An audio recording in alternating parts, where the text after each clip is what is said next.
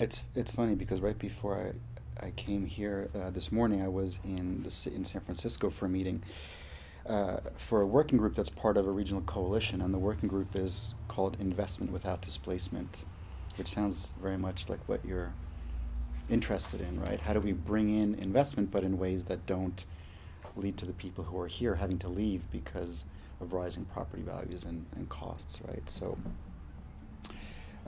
you've latched on to something which is of not only of regional significance, but which is of growing interest around the region by a lot of people. It's a big issue, and part of the reason is that for a long time we just talked about investment, and if you got investment, that was good, and you won.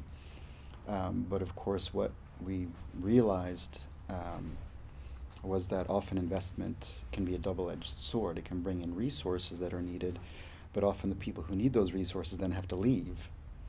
So, it's kind of a victory on the one hand, and then a loss on the other.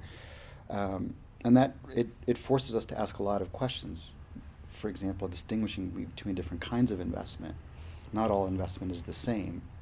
What kind of investment produces displacement, and what kind of investment actually generates benefits for the people who are already there, right? So that's one way to think about it. Um, what do we mean by growth? When we say an area wants to grow, and I don't mean in terms of population. I mean in terms of we want the local economy to grow. We want it to be vibrant. Again, the traditional thinking still today in a lot of spaces is, well, growth means you bring in money, you bring in investment, and that is the indicator of growth.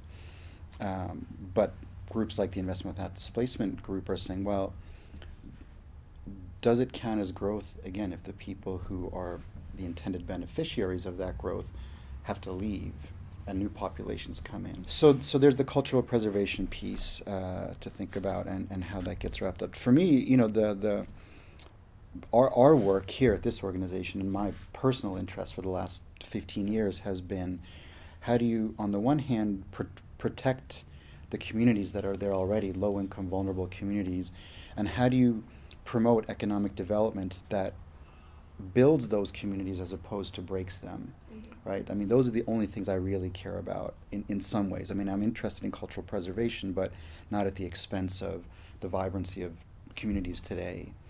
And so most of my work, both as an academic prior to coming here and here, is around mobilizing those communities and supporting the mobilization of those communities so they can defend their own interests. And that means speaking on issues like growth and investment, and being critical of, especially when cities come in and say, we're going to target this area for investment. I mean, the Bay Area is full of target areas. Some of them are related to state initiatives, some are counties, some are local. But everywhere you go, there's identified development zones and areas. And for the most part, despite the fact that displacement here in the Bay Area has gotten national and global attention for the out of control housing costs and the displacement of low-income communities of color, we're still really in a mode where most electeds will tell you that any investment is good investment. So that's kind of what we're fighting at that level, right? Because then we often come off as like, well, you're against investment, you're against growth, which is not the case. We're against certain kinds of investment and certain kinds of growth if it's at the expense of the communities that we work with. But that's not being against growth and investment in principle.